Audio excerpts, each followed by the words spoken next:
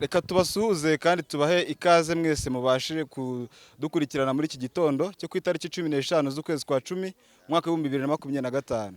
Aha ngaha rero turi mu kigo cya Friend School of Kamembe, aho muri kutubona ko turi kumwe n'abanyeshuri biga ishami rya Multimedia muri Friend School of Kamembe. Aha ngaha turaje kugira ngo tubashe kubagezaho inyungu zimwe twabonye muri Multimedia, tugira ngo tubashe kuba twasangiza n'abandi bantu bose biga Multimedia mu bice byinshi bigiye bitandukanye mu gihugu cyacu, kugira ngo tubashe tubwire abantu bose bayobotse ishami rya Multimedia ibyiza twiteze mu minsi iri imbere, cyangwa se inyungu twiteze kubona kugira ngo tuzabashe kubaho neza. Aha ngaha rero ndi kumwe n'umunyeshuri twigana mu ishami rya Multimedia. Uratangira wibwira abagukurikiye kugira ngo tubashe kuba twasangiza abandi ibyiza twahuye nabyo muri Multimedia.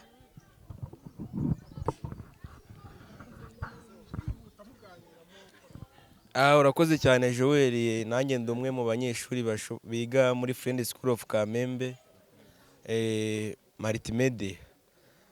Mu by'ukuri Multimedia ni ishami rishinzwe kuba ryakigisha abanyeshuri ibintu byinshi bigiye bitandukanye. Niyo mpamvu nyine dushishikariza n'abandi wenda bari mu cyiciro cyo hasi batarahitamo ibyo baziga ko bagerageza bakareba ukuntu Multimedia bimeze, kuko ni nziza cyane hano ku isoko ry'umurimo. Urakoze cyane. None nk'umunyeshuri wiga muri Friend School of Kamembe, hari icyakwatractinze kugira ngo uze kwiga iri shami rya Multimedia? Hari ibyo wagendeyeho kugira ngo ntujye kwiga andi masomo ahubwo uze wige Multimedia hano muri Friend School of Kamembe? Ni iki cyaguteye kuza kwiga iri shami rya Multimedia muri School of Kamembe? Nk'uko ubivuze, hari impamvu koko yatumye mpitamo kwiga Multimedia. Multimedia nyine nk'uko natangiye mbikubwira, igezweho hano hanze mu buzima nyine busanzwe, kuko ni ibintu bijyanye n'ikoranabuhanga, aho ushobora kuba wakiga gutunganya amajwi cyangwa kueditinga. Ni byiza cyane nyine ugeze hano hanze ushobora kuba wakikorera bidasabye ko ukorera abandi. Nk'abanyeshuri twiga muri Friend School of Kamembe, hari imbogamizi nyinshi tugenda duhura nazo, hari ibyo tugenda tubura kugira ngo tubashe kuba twagera ku nzozi zacu. Kugira ngo ufate umwanzuro wo kuza kwiga muri Friend School of Kamembe, hari icyo wumvishije wifuza kuba cyo. Aha ngaha wiga mu mwaka wa 6. Ubu ngubu ugereranyije n'ibintu wiga, wumva ari iki wazakurikira kurusha ibindi? Urumva mwiga videography, mwiga photography, animation ndetse na graphic design.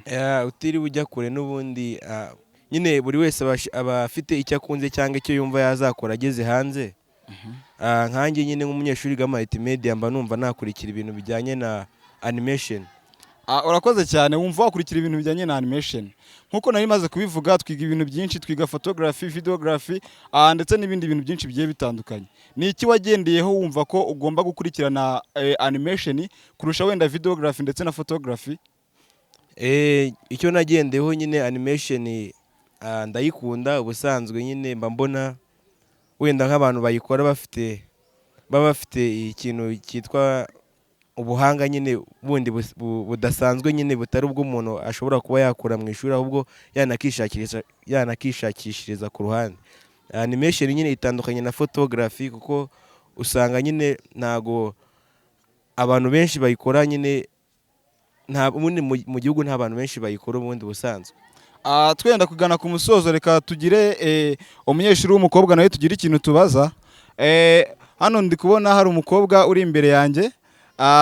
Wiriwe neza? Mwiriwe neza. Ugiye gutangira wibwira abagukurikiye aha ngaha uvuga amazina yawe. Nawe ndatekereza neza ko uri umunyeshuri wa Multimedia muri Friend School of Kamembe.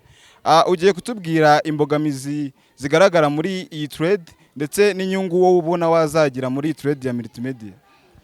Murakoze. Imbogamizi zo zirahari nk'uko watangiye ubivuga, z'ibikoresho bikeya cyangwa se ibikoresho bihenze, kuba twebwe nk'abanyeshuri twabyigondera cyangwa umuntu ugisoza kwiga kuba yahita abibona kuri iri soko.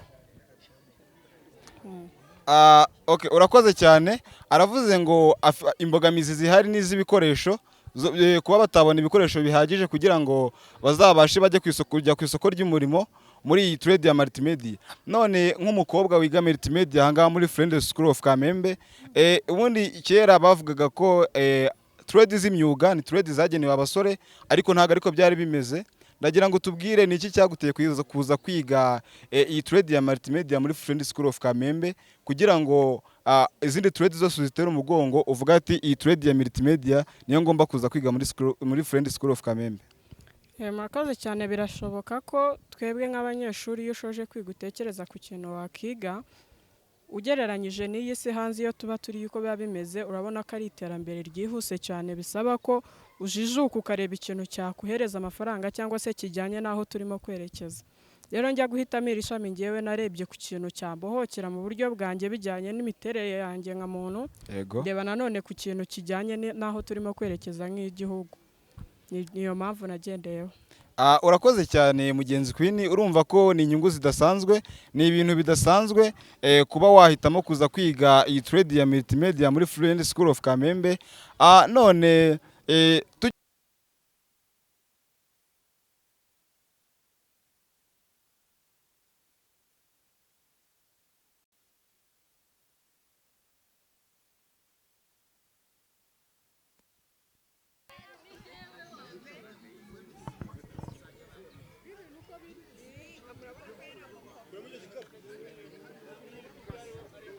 reka rero atangira twibwira hanyuma dutangire tuganira. Birakoze cyane. Nitwa Pastor Sebatunzi Bicunda, umuyobozi w'ikigo cy'ishuri cya Friend School of Kamembe. Ni ikigo cy'itorero Église Evangélique des Amis, kandi ari nayo ona w'ikigo cy'ishuri. Yego, iki kigo giherereye he kandi gitanga ubuhe burezi? Iki kigo giherereye mu karere ka Rusizi, mu murenge wa Gihundwe, akagari ka Burungu, umudugudu wa Karangiro. Niho gikorera mirimo yacyo. Amashami arimo? Amashami gifite amashami ya software development, kikagira multimedia production, ndetse kikagira n'ishami rya accounting. Murakoze cyane directeur. Pasteur, tugira ngo tubabaze kuba leta y'u Rwanda yashyizeho iyi gahunda ijyanye na TVET itoza abana kwihangira n'umurimo, ariko ikigo cyayo kikaba kimwe mu bigo bitoranwa kugira ngo byemererwe kugira ishami rya multimedia. Ibi ngibi mwabyakiriye gute? Musaba mukemererwa, hanyuma ni niki bizafasha abanyeshuri biga kuri iri shuri cyane cyane muri aka karere ka Rusizi kari mu ntara y'Uburengerazuba? Murakoze cyane. Twasabye ishami rya multimedia cyane ko riri ku isoko ry'umurimo, cyane ko leta yacu iri kudukangurira cyane kwigisha abana ibijyanye na TVET, cyane ko tubona ko hano hanze ari byo bigezweho ku isoko ry'umurimo, aho abana basohoka baragize gukora neza umwuga, hanyuma bakajya ku isoko ry'umurimo, kandi ukabona ko biri gutanga umusaruro. Rero natwe nyuma yo gusaba iri shami barariduhaye, kandi koko turabona ko ririmo gutanga umusaruro. Hari abana bacu muri kino gihe uri gusanga bari gukoresha za kamera, bajya hanze bari gukora imirimo itandukanye, ndetse ku buryo bamwe batangiye gukora ku mafaranga makuru, kandi bakiri kwiga bitewe n'imyuga mwiza bari kwiga wa multimedia. Yego, ni ikihe cyizere mwaha ababyeyi n'abashaka kurera kuri iki kigo kugira ngo bumve koko natwe tuza gusura iki kigo twagira ngo turebe amahirwe ababyeyi bafite kuba bohereza abana babo kuri iki kigo mu kwiga, cyane cyane muri iri shami rya multimedia riboneka hakeya? Icyizere twaha ababyeyi nuko ishami rya multimedia dutanga riri gutuma abana bagira ubumenyi bwihuse, kandi abana barangiza imyaka 3, dufite wa 4, wa 5, wa 6, ariyo level 3, level 4, level 5.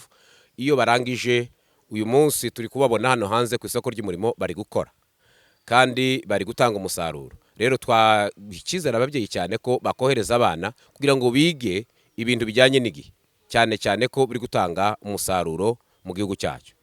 Dusoza, hari umubyeyi ubona umwana we yabonye uburyo bwo koherezwa ku ishuri, hano abana hari ubuhe buryo? Ndashaka kuvuga uburyo bwo kwakira abana baguma ku ishuri, abiga bataha. Ikigo cyanyu bimeze gute? turi kwakira abana mu buryo butandukanye. Hari abana baza bakabodinga bakacumbika ku ishuri bakiga, hari n'abana biga bataha, nabo twatanze ayo mahirwe kugira ngo abana bose babone amahirwe angana yo kugira ngo bige, ndetse turi gutekereza no gutangira amasomo ya short courses kugira ngo twigishe igihe gitoya abana bagira ubumenyi bajye kwikorera, kandi turabona ko aribyo byakomeza kubafasha cyane ko iri somo twavuga ko iri ishami rya multimedia bigaragara ko ama event atandukanye ajyanye n'ibirori, ajyanye n'amakwe, ajyanye n'ibintu bitandukanye, event zitandukanye zirasaba bano bana ko bagomba kuba bahari, kandi ni byiza cyane. Twakangurira ababyeyi kugira ngo bazane abana. Dusoreze ku bijyanye no kwimenyereza umurimo cyangwa se kwimenyereza cyitwa stage. Ese mubona byoroshye cyane cyane ko abana iyo barangije kwiga cyangwa se no mu hagati kwiga kwimenyereza bigorana? Hari ababyeyi badahita babyumva ko bisaba ubundi buryo bwo kwita ku mwana kugira ngo akore iyo stage cyangwa kwimenyereza, bityo byunganira amasomo yo ku ishuri. Kubera ko TVET cyane cyane ari ibintu biri practical cyane, ari bijyana nuko umwana akora, ntabwo ari amagambo. Niyo mpamvu saba ko ababyeyi babyumva cyane. Imenyereza ni ikintu cy'ingenzi cyane ku mwana, no kugira ngo ajye mu kazi ari professionnel cyangwa se yumva neza icyo agiye gukora. Ariyo mpamvu twakangurira ababyeyi igihe cyose dutumye abana kujya kwimenyereza cyangwa se muri stage, bagomba kubyumva bagafasha abana kugira ngo kuriya kwezi kose bituma umwana afunguka akamenya neza icyo agiye gukora. Ariyo mpamvu turi gukorana ama partnership n'amakampani atandukanye bakora ibintu bya multimedia kugira ngo bajye bafata abana bacu babafashe mu imenyereza mwuga, barusheho gusa naho dukarisha ubumenyi bwabo kugira ngo bajye ku isoko ry'umurimo bafite ubumenyi bukenewe ku isoko. Pastor, dusoza, mubona uruhare rw'itangazamakuru ari uruhe mu kugira ngo ibikorwa by'imikoranire no guteza imbere uburezi bitera imbere? Itangazamakuru ni ingenzi cyane cyane ko bagaragaza ibyo dukora. Rwose turabashima cyane kubera ko bagaragaza ibyo dukora, barabikora publicité, bakavuga ahari amatrade akenewe muri kino gihe. Rero itangazamakuru ni ngombwa, ahubwo navuga ko itangazamakuru ifite uruhare rwa 80% mu kugira ngo bikorwa byamamare kandi birusheho gutanga umusaruro. Turabashimiye cyane, murakoze. Murakoze cyane umunyamakuru.